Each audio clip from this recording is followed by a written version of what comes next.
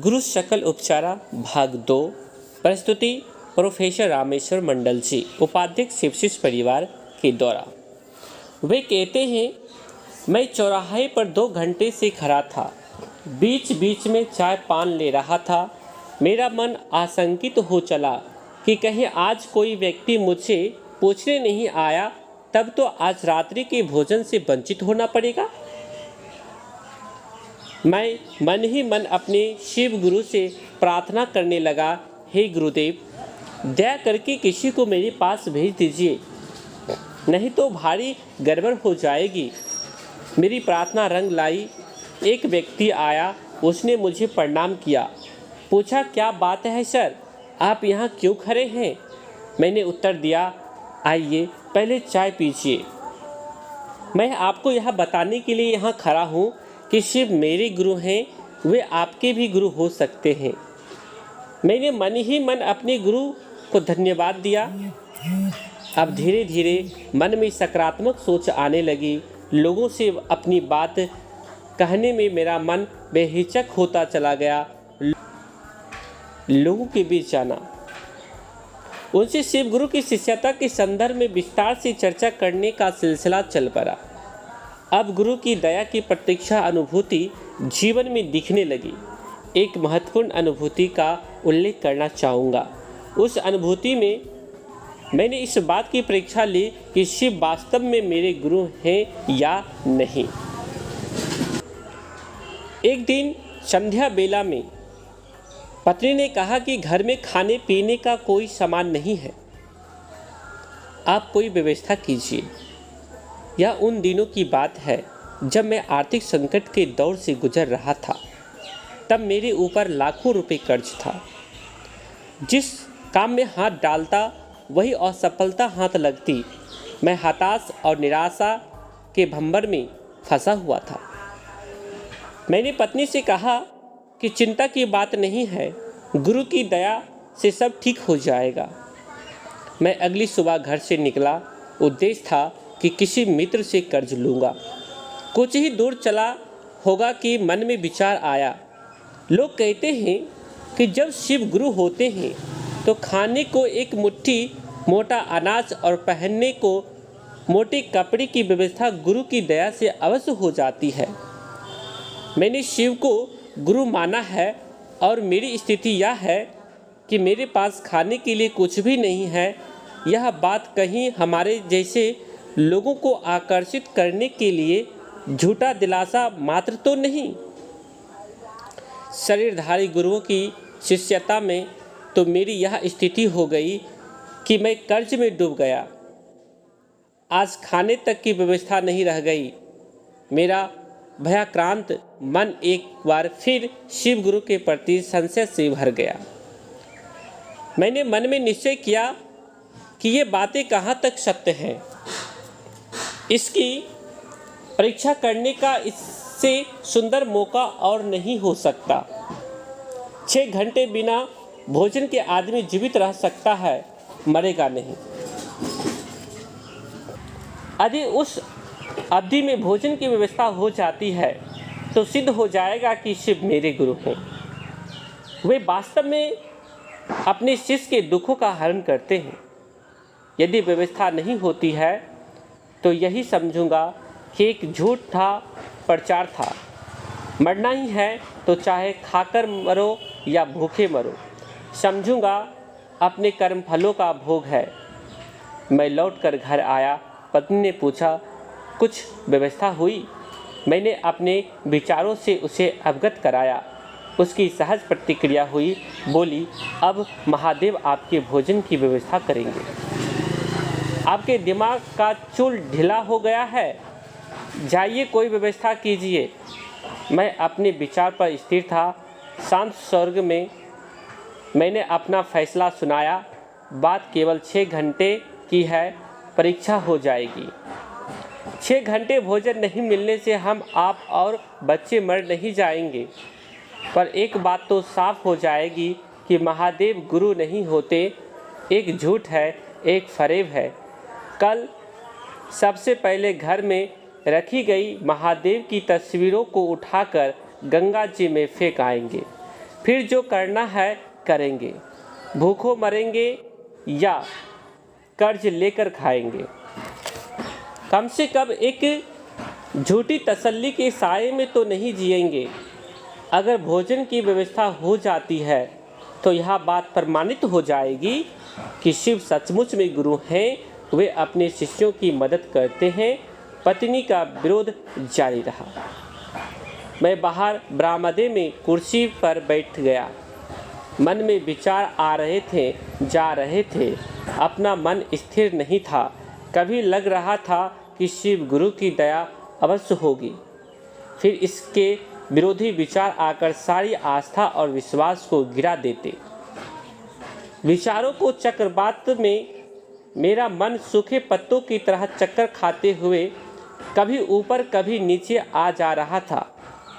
सामने पथ पर एक मछली बेचने वाली महिला दिखी। वह प्रायः मेरे यहाँ मछली दे जाती थी। मेरा मन संस्कित हुआ, कहीं इधर ही तो नहीं आ रही।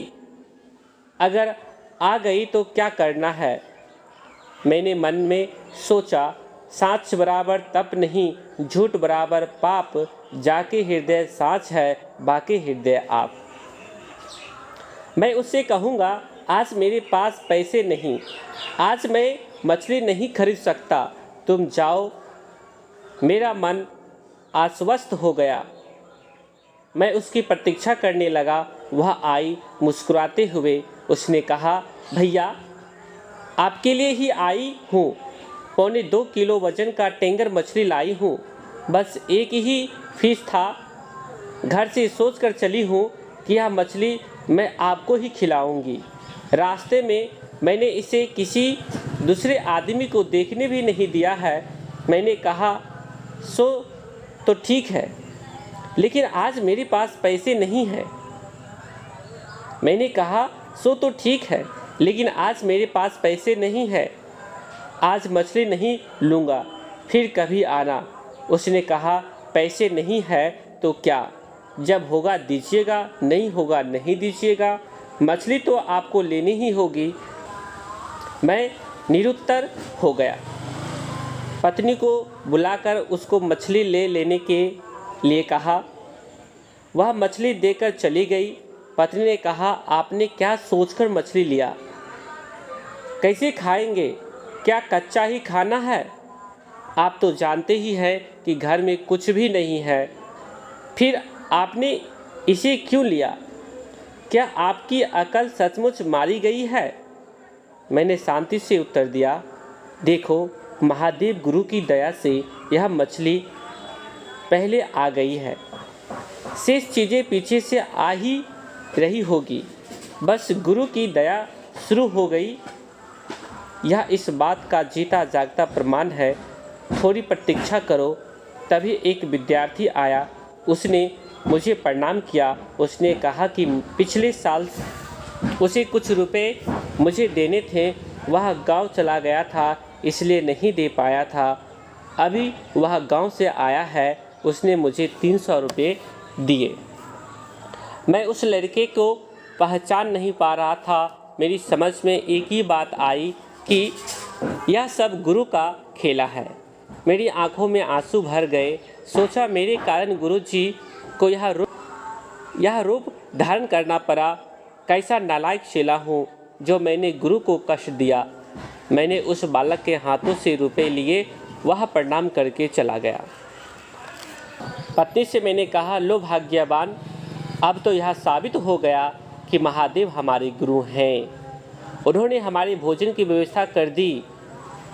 गुरु के प्रति हमारी आस्था, हमारा विश्वास ऐसी ही छोटी मोटी अप्रत्याशित घटनाओं के माध्यम से गहराता चला आ रहा है। तब से ना जाने गंगा का कितना पानी बह गया। आज जब पलटकर बीते दिनों को याद करता हूँ तो अपनी नादानियों पर हंसी आती है। हमारे गुरु कितने दयालु हैं। वे हमारी चेतना को, उस चेतना को जो अज्ञान के अंधकार में सिमटी सिकुड़ी हुई अंधविश्वास और अविश्वास से जकड़ी हुई है, अपने स्नेहिल स्पर्श से धीरे धीरे उसे मुक्ति पथ पर ले जा रहे हैं। ज्ञान की रोशनी में अज्ञान का अंधेरा हटता जा रहा है। क्या सच है, क्या झूठ है, समझ में आता जा रहा है। आज समझ में आया कि अपनी समस्याओं की जकड़न से छूटने की कोशिश में जब यह संकल्प किया था कि यदि गुरु जी भोजन की व्यवस्था नहीं करेंगे तो उन्हें छोड़ दूंगा। गुरु और शिष्य का रिश्ता आत्मा का प्यार का रिश्ता है। जिंदगी में हर दिन हम समस्याओं के घेरे में घिरते हैं, उनसे लड़ते हैं। कभी ऐसा नहीं सोचते कि अगर नौकरी नहीं मिली या शादी नहीं हुई या बीमारी ठीक नहीं हुई या मुकदमा नहीं जीते तो अपनी पत्नी को छोड़ देंगे, माता पिता को छोड़ देंगे, अपने दोस्तों को छोड़ देंगे, खैनी सिगरेट शराब को छोड़ देंगे। लेकिन जरा सी बाधा आई, सोच लेते हैं कि जब तक ऐसा नहीं होगा शिव मेरे गुरु नहीं होंगे। कितना छिछला हमारा रिश्ता है। गुरु के लिए तो सब कुछ छोड़ने का आदर्श दिया गया है।